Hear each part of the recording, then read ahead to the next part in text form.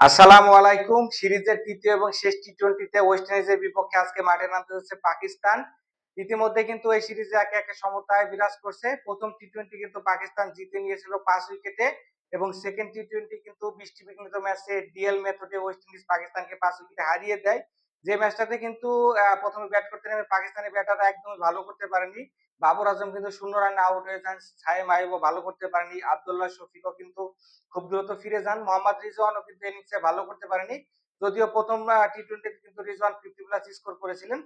তবে তাদের খুব ভালো প্রমিসিং একটা প্লেয়ার আছে হাসান নওয়াজ। তিনি কিন্তু অভিষেক ম্যাচেই প্লেয়ার অফ দ্য ম্যাচ হয়েছিলেন এবং সেকেন্ড টি-টোয়েন্টিতে কিন্তু অসাধারণ ব্যাট করে ৩০ বলে ৩৬ রান করেন। যেখানে কিন্তু ৩ টা ওভার বাউন্ডারি ছিল এবং তিনি খুব কমফোর্টেবলি বড় শট খেলতে পছন্দ করেন। আমার কাছে মনে হয় যে পাকিস্তান ক্রিকেটে one of the rising star হবে এই হাসান নওয়াজ। হোসেন তালাতও কিন্তু 31 এর ভালো একটা নক খেলেন। কিন্তু এই রান আসলে যথেষ্ট ছিল না ওয়েস্ট ইন্ডিজ ব্যাটারদের জন্য। ওয়েস্ট ইন্ডিজ ব্যাটিং করতে নেমেও কিন্তু খুব একটা ভালো করতে পেরেছে সেটা আসলে বলা যাবে না। ওয়েস্ট ইন্ডিজের কিন্তু এখানে ১ম এই আউট হয়ে যান হচ্ছে Evin Lewis, Brendon King. King কিন্তু ২ টা ম্যাচেই এখানে রান করতে পারেনি। তবে ওয়েস্ট ইন্ডিজ চাইবে যে কিং আজকের ম্যাচে কামব্যাক করবে। পাশাপাশি লুইস কিন্তু ১ম টি-টোয়েন্টিতে 50 প্লাস একটা স্কোর করে কিন্তু দ্বিতীয় টি-টোয়েন্টিতে কিন্তু তিনি এখানে ফেইলিউর হন। শাই হোপ কিন্তু স্টার্ট ভালো করেছিল কিন্তু বেশিক্ষণ এখানে ক্রিজে টিকতে পারেনি। রস্টন সেজ এবং হচ্ছে খুব ভালো ব্যাটিং করেন এখানে হচ্ছে রাদারফোর্ড। সেজ কিন্তু 49 এর একটা ইনিংস খেলেন। 100 এর উপরে কিন্তু তার স্ট্রাইক রেট ছিল। একই সাথে যদি বলি রাদারফোর্ডও কিন্তু 45 এর একটা ইনিংস খেলেন। তার স্ট্রাইক রেটও কিন্তু ১০০ এর উপরে ছিল। তো ওয়েস্ট ইন্ডিজ চাইবে আজকে টপ অর্ডার থেকে যে কেউ একটা বড় ইনিংস খেলুক তাহলে কিন্তু মিডল অর্ডারের উপর তাদের সেই প্রেশারটা থাকবে না। তবে আমার কাছে মনে হয় ওয়েস্ট ইন্ডিজের বোলিং লাইনআপে কিন্তু ল্যাকিংস আছে। তাদের কিন্তু ঐরকম উইকেট টেকার বোলার নাই। যদিও জর্ডান সিলস কিন্তু দ্বিতীয় টি-টোয়েন্টিতে ৩ টা উইকেট নিয়েছিলেন। তা বাদে কিন্তু এখানে ব্লেডস রয়েছে।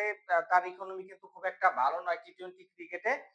গ্রেভসকে নিয়েছিল তারা সেকেন্ড টি-টোয়েন্টি তিনি মিডিয়াম পেস বল করে থাকেন। তবে যথেষ্ট রান চেক তিনি কিন্তু দিতে পারেন না। গোনাকেশ মতি রয়েছে বোলিং লাইনআপে। তো ওয়েস্ট ইন্ডিজকে যদি জিততে হয় তাহলে কিন্তু এখানে টপ অর্ডারে ভালো রান করতে হবে। সেম অ্যাজ পাকিস্তানও কিন্তু টপ অর্ডারে খুব একটা ভালো খেলেনি। বিশেষ করে আব্দুল্লাহ শফিক আর সায়েম আইয়ুব যে রয়েছে এই দুজনে কিন্তু ২ টা টি-টোয়েন্টিতে বড় ইনিংস খেলতে পারেনি। এজন্য কিন্তু হাসান নওয়াজদের উপরে কিন্তু ডিপেন্ড করতে হয়েছিল। তো আজকে কিন্তু পাকিস্তান চাইবে যে টপ অর্ডার থেকে ভালো একটা নক দিতে।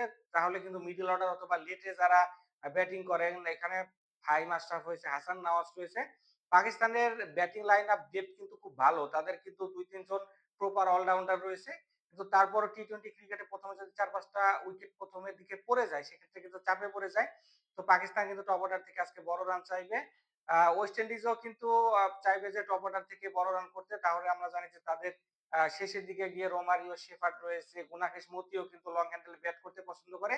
তাহলে কিন্তু তাদের জন্য কাজটা খুব ইজি হয়ে যাবে। দেখা যাক নাট ধরে রাখি কে আজকে জয়লাভ করবে। তারাই কিন্তু সিরিজটা জিতে নেবে। এই সিরিজ সহ বিশ্ব ক্রিকেটের সকল আপডেট পেতে লোকাল এক্সপার্ট চ্যানেলটাকে এখনো যারা সাবস্ক্রাইব করেনি তারা সাবস্ক্রাইব করে আমার পাশেই থাকুন। দেখা হচ্ছে নেক্সট ভিডিওতে। আল্লাহ হাফেজ।